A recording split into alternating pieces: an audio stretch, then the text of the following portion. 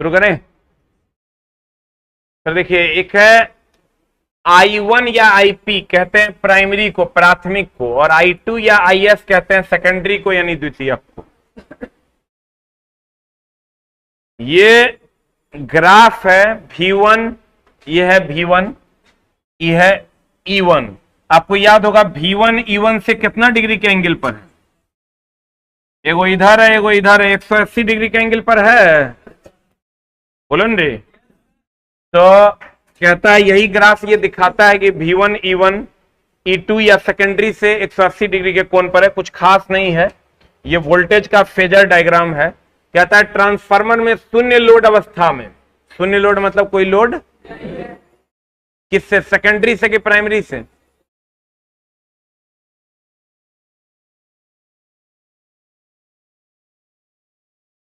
हमने कहा कि ट्रांसफार्मर में शून्य लोड अवस्था पर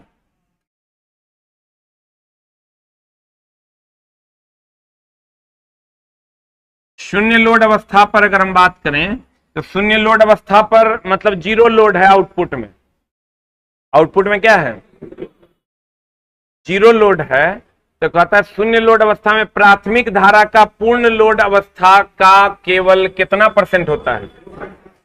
सर, जब पूर्ण लोड में प्राथमिक में अगर मान लो 100% धारा जा रहा है, जब यहां फुल लोड है, और जब यहां जीरो लोड, नो लोड हो जाएगा, तो मात्र ये 2 से 5% ही धारा बचेगा। ये कहने का मतलब, इसका मतलब अगर हम नहीं लेंगे तो नहीं आएगा, लेंगे तो पूरा आएगा। कहते हैं ट्रांसफार्मर में शून्य लोड अवस्था में प्राथमिक धारा का मान पूर्ण लोड अवस्था का केवल 2 से 5% होता है। एम्पलीफायर जानते हो? एम्पलीफायर और ट्रांसफार्मर में क्या अंतर है? एक है ट्रांसफार्मर,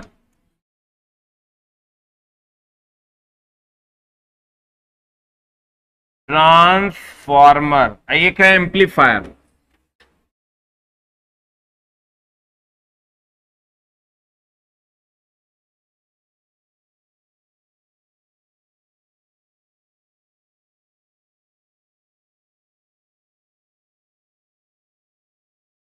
एक है ट्रांसफार्मर और एक है एम्पलीफायर। ट्रांसफार्मर केवल, वेरी वेरी इंपॉर्टेंट, केवल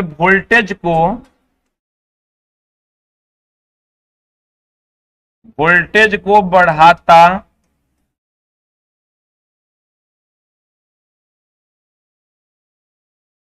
या घटाता है। ट्रांसफार्मर क्या करता है सर?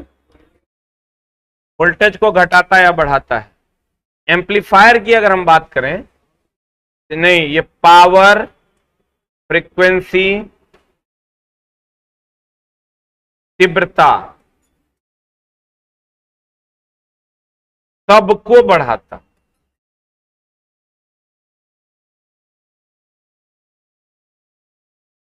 इससे ट्रांसफार्मर कभी भी पावर को नहीं बढ़ाता है।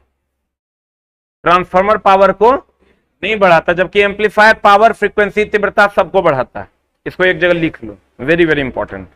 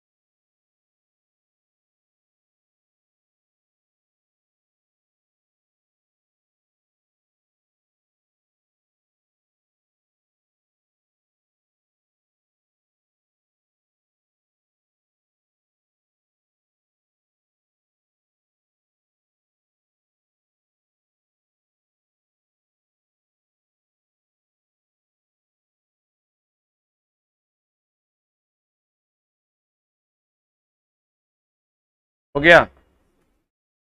ट्रांसफार्मर केवल वोल्टेज को बढ़ाता या घटाता है? एम्पलीफायर पावर, फ्रीक्वेंसी, तीव्रता सबको बढ़ाता है। ठीक है, देखो एम्पलीफायर की तुलना में ट्रांसफार्मर आउटपुट शक्ति को बढ़ाता कि नहीं बढ़ाता?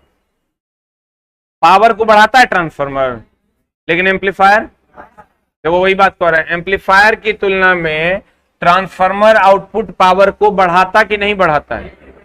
आउटपुट पावर को ये नहीं बढ़ाता है ट्रांसफार्मर, लेकिन एम्पलीफायर बढ़ाता है। ट्रांसफार्मर किसको बढ़ाता है? किसको बढ़ाता है? Very good. अब कहता है यदि 3 डेल्टा ट्रांसफार्मर यानी 3 फेज डेल्टा ट्रांसफार्मर की एक फेज कुंडली जल जाए, कितना परसेंट शक्ति देगा? इससे भी सर देखिए 33, 100% अगर दे रहा है, इसको 3 भाग में बांटोगे 33 या कितना हो जाता है? 66। अगर एक फेज जलेगा तो 66% में बचे, 33 या 99। अगर सर तीनों फेज तुम्हारा है, अगर डेल्टा कनेक्शन का तीनों फेज है,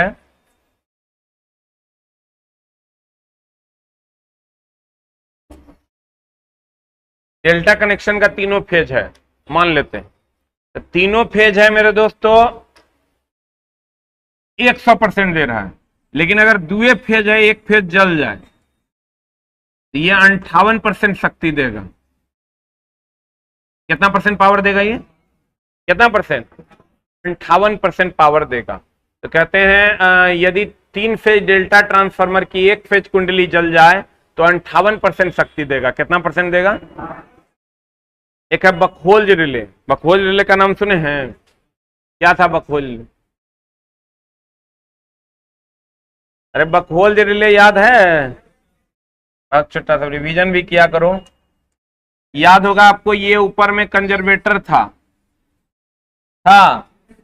कंजर्वेटर में यहां पर था मेन टैंक।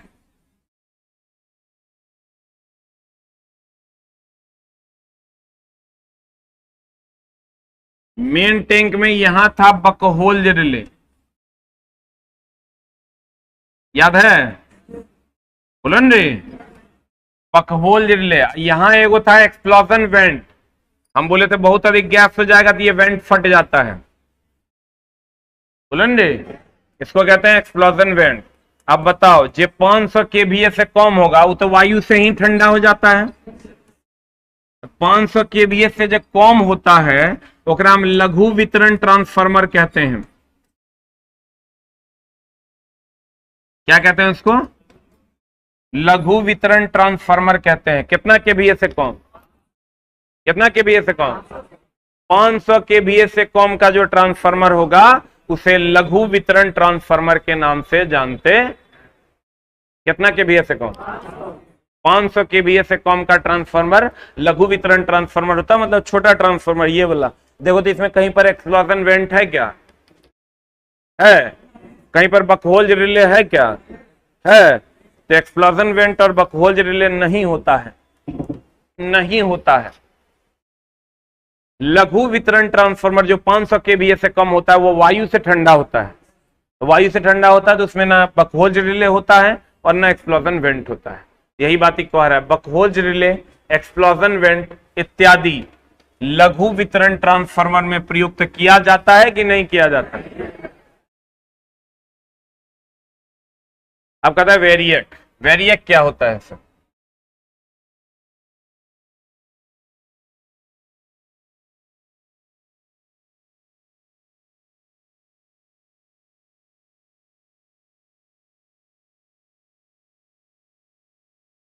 वेरिएक क्या होता है? नाम है सर इसका वेरिएक।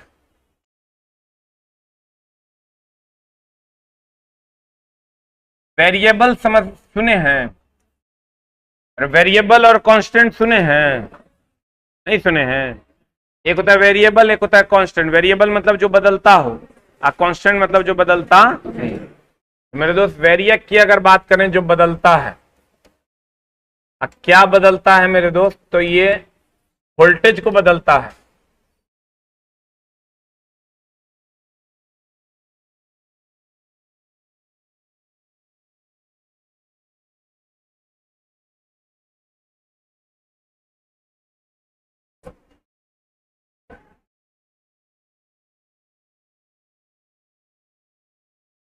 ठीक है।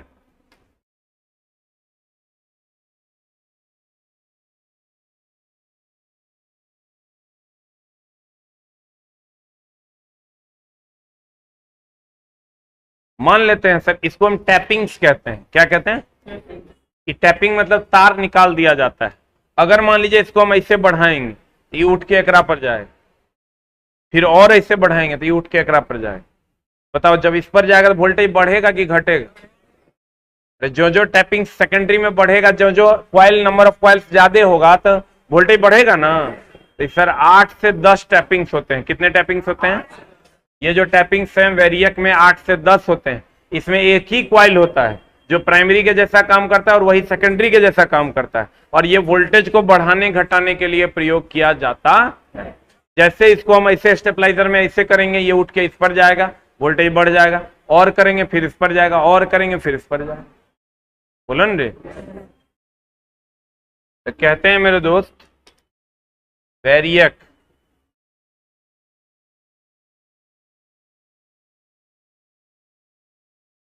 यही है, देखो वेरिएक। ये यहां से ये हो गया प्राइमरी, ये प्राइमरी साइड हो गया, ये सेकेंडरी हो गया। सेकेंडरी में 1 2 3 4 5, ये 5 टैपिंग्स हैं। इसमें 8 से 10 टैपिंग्स होते हैं। अब यहां है और ऊपर चल जाएगा तो क्या हो जाएगा? वोल्टेज बढ़ेगा कि घटेगा? क्या होगा? बढ़ेगा। ये सेकेंडरी साइड है जो लोड से जुड़ा हुआ होता है। कहते हैं यह 8 से 10 टैपिंग, कितना से कितना? यह 8 से 10 टैपिंग्स वाला ऑटो ट्रांसफार्मर है। ऑटो ट्रांसफार्मर में कितना कॉइल था? 1 की 2। ऑटो ट्रांसफार्मर है जो विभिन्न वोल्टेज की एसी सप्लाई प्रदान करता है। बताओ ये अलग अलग वोल्टेज का एसी सप्लाई देगा कि नहीं देगा? जिस टैपिंग से सटा देंगे उतना ज्यादा या उतना कम दे देंगे। कहते हैं ट्रांसफार्मर में तापमापी, टेम्परेचर गेज नाम है, टेम्परेचर गेज। तो अगर काम की होगा तेल का तापमान नापना, टेम्परेचर गेज होगा तो अगर की काम है तेल का तापमान नापना। कहते हैं ट्रांसफार्मर में तापमापी टेम्परेचर गेज तेल का ताप मापने के लिए मुख्य टैंक में लगाया जाता है। कहां लगाया जाएगा? टेम्परेचर जब भी नापेंगे मैंने टैंक में नापेंगे। बोलो न रे, टेम्परेचर जब भी नापेंगे कहां का नापेंगे? Main tank. टैप्ड ट्रांसफार्मर, यही है टैप ट्रांसफार्मर जो अभी हम टैपिंग करके तुमको दिखा रहे थे।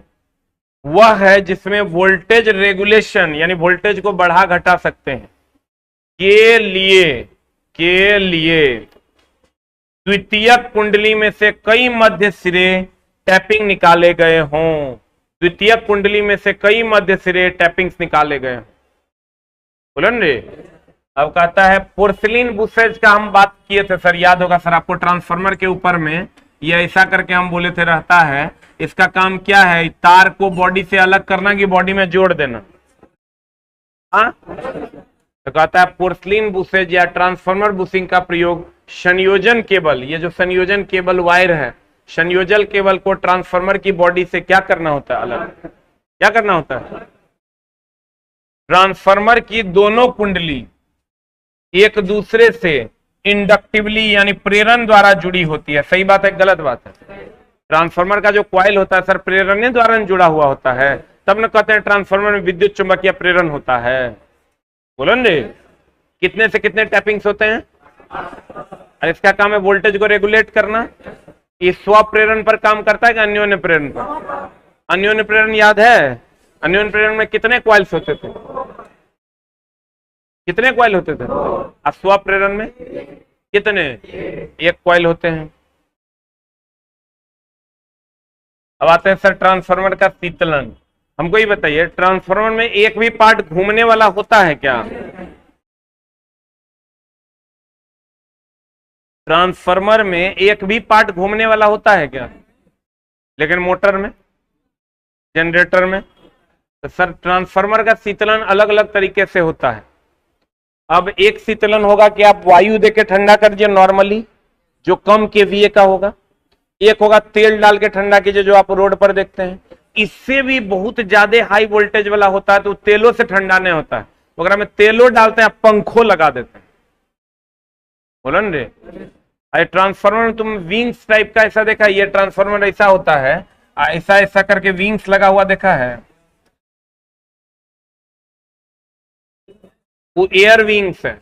जो एयर को रोकता है और तेल को ठंडा करने में मदद करता है। ठीक है, तो कुछ ट्रांसफार्मर होते हैं जो वायु के द्वारा ही ठंडे होते हैं, कुछ ट्रांसफार्मर्स होते हैं जहां पर सर तेल डाल के ठंडा करते हैं, कुछ ट्रांसफार्मर होते हैं तेल के साथ साथ हवा भी डालते हैं तब ठंडा होता है। बोलो न रे, तब कहने का मतलब ये हुआ मेरे दोस्त,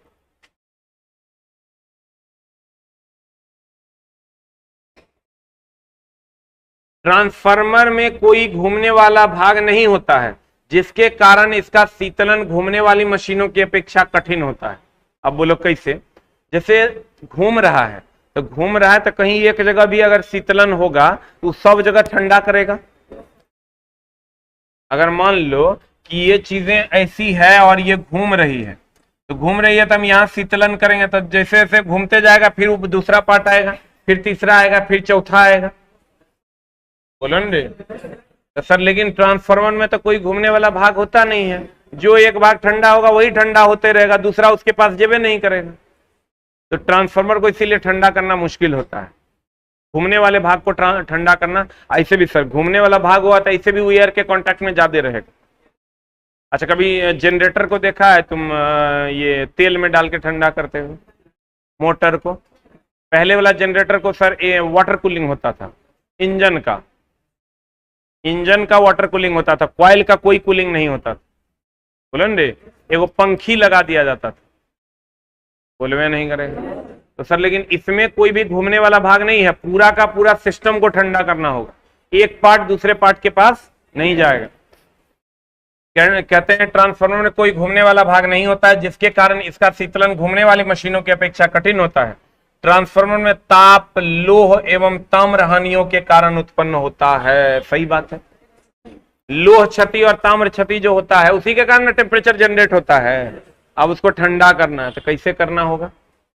ट्रांसफार्मर में शीतलीकरण की 4 विधियां हैं। एगो प्राकृतिक शीतलीकरण मतलब हवा से, प्राकृतिक शीतलीकरण मतलब हवा से। एगो तेल शीतलीकरण, एगो है तेल निमज्जित जल शीतलीकरण, एगो है वायु झोंका शीतलीकरण। अभी कहिएगा ये दोनों क्या है सर? तो तेल निमज्जित जल शीतलीकरण क्या होता है? ये ट्रांसफार्मर है।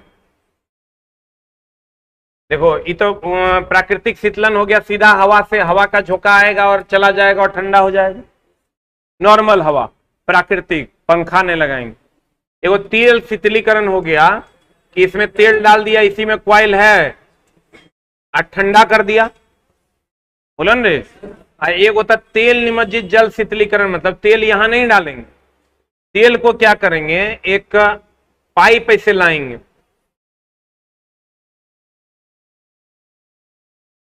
इस पाइप के चारों तरफ पानी रहेगा, ये तेल रहेगा, यानी तेल इधर से जाएगा, अब पानी का जैकेट रहेगा चारों तरफ से। जल्दी ठंडा होगा कि देर से ठंडा होगा? ये पाइप में तेल रहेगा और चारों तरफ से पानी का जैकेट रहेगा। जैसे यहां से तेल इसमें जाएगा जल्दी नहीं ठंडा हो जाएगा रे। इसी को कहते हैं तेल निमज्जित जल शीतलीकरण। आएगा था वायु झोंका शीतलीकरण। वायु झोंका शीतलीकरण मतलब वही, यहां पर सर एगो फैन लगा देंगे, फैन लगा के फैन चला देंगे तो वायु का झोंका जाएगा। बोले नहीं करेगा तो सर कम वोल्टेज वाला, कम केवीए वाला जो होगा वो प्राकृतिक शीतलीकरण होगा। कम केवीए वाला जो होगा वो क्या होगा? प्राकृतिक शीतलीकरण। कहता है प्राकृतिक नेचुरल कूलिंग। 25 केवीए तक के निर्गत वाले वितरण ट्रांसफार्मर को शीतल करने के लिए प्राकृतिक वायु काफी है। कितना केवीए तक? उससे आगे बढ़ेगा तेल शीतलीकरण। यह विधि 2 MVA, MVA समझता है? केवीए ज्यादा कि MVA ज्यादा? और चट्टा KVA का मतलब हुआ, के का मतलब 1000 वोल्ट एम्पियर। MVA, M का मतलब हो गया 10 लाख, 10 to the power 6, यानी 10 लाख वोल्ट एम्पियर। कितना लाख वोल्ट एम्पियर? अगर KVA हुआ तो 1000 वोल्ट एम्पियर, MVA हुआ 10 लाख वोल्ट एम्पियर। बोले रे। तो कहता है 10 लाख मेगा वोल्ट एम्पियर तक के ट्रांसफार्मर को ठंडा करने के लिए इसका प्रयोग किया जाता है। किसका? तक दिया हुआ है, मतलब लास्ट है। इससे पहले जितना होगा 25 केवीए के बाद, कितना के बाद? 25 केवीए के बाद, और इतना एमवीए तक जितना होगा सबको तेल शीतलीकृत करते हैं। यही है तेल शीतलीकरण, जो तुमको ऑलरेडी हम बता भी चुके हैं पीछे। उसके बाद तेल निमज्जित जल शीतलीकरण। देखो ये कैसे होता है। तेल निमज्जित जल शीतलीकरण का मतलब हुआ, ये ट्रांसफार्मर का क्रोड है, क्या है रे? अब तुम देखो यहां से तेल ऐसे गया, ऐसे गया, ऐसे गया, फिर यहाँ पंप लगा हुआ है, इसमें आया। लेकिन यहां देखो तुम, गर्म पानी आउट है और ठंडा पानी इन है। तो इसका मतलब इससे हमेशा ठंडा पानी जाएगा और गर्म पानी निकलेगा। एकरा से जो तेल पाइप होके गुजरा है, तो पाइप में जब यहां आएगा तेल, तो ठंडा ना हो जाएगा रे। इसीलिए इसको कहते हैं तेल निमज्जित। निमज्जित का मतलब डूबा हुआ। तेल में डूबा हुआ है क्रूड, लेकिन ठंडा किसके द्वारा हो रहा है? जल के द्वारा। तो तेल निमज्जित जल शीतलीकरण, बोलो रे। तेल में डूबा हुआ है क्रूड, लेकिन शीतलीकरण किसके द्वारा हो रहा है? जल। कहता है 2 MVA से अधिक निर्गत वाला ट्रांसफार्मर, 2 MVA तक तो हो जाएगा तेरा तेल के द्वारा। 2 MVA तक किसके द्वारा? कहता है 2 MVA से अधिक निर्गत वाले ट्रांसफार्मर के लिए यह विधि प्रयोग में लाई जाती है। इस विधि में पानी तेल की सतह से नीचे रखी जाती है। देखो तो पानी को तेल की सतह से नीचे रख रहे हैं कि ऊपर? कहता है रखी जाती है, रखी हुई नलिकाओं से होकर जाती है। तेल एक कूलर में चक्कर लगाते रहता है तथा ठंडा होता रहता है। ये जो कूलर है इसमें चक्कर लगाते रहता है और क्या होते रहता है? ठंडा होता है। यही हो गया तेल निमज्जित जल शीतलीकरण। अब वायु झोंका। वायु झोंका मतलब सर फैन लगा देंगे। वायु झोंका मतलब क्या लगा देंगे? कहते हैं जिन उपकेंद्रों पर सस्ता पानी तेल उपलब्ध नहीं है, जैसे राजस्थान ले लो तुम, वहां सस्ता पानी या तेल उपलब्ध नहीं है, वहां ट्रांसफार्मर को वायु प्रवाह द्वारा भी ठंडा किया जाता है। इस विधि की सबसे बड़ी हानि यह है कि विद्युत रोधन सामर्थ्य को क्या कर देता है? कम करता है। मतलब विद्युत रोधी पावर को कम कर देता है, विद्युत का चालन हो सकता है। लेकिन सर फिर भी ये हम लोग प्रयोग लगभग नहीं करते हैं। एयर ब्लास्ट कूलिंग हम लोग यूज नहीं करते हैं। कहने का मतलब ये है, यार देखो ब्लोअर पंखा है जो यहां से खाली एयर देगा। ब्लोअर जैसे नहीं लगा था, कभी देखा भट्टी में ब्लोअर लगा हुआ? भट्टी में देखा है ब्लोअर लगा हुआ?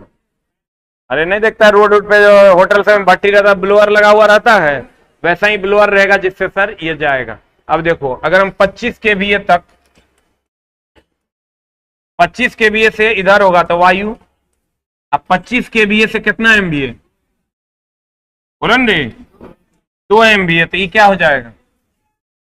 तेल शीतलीकरण।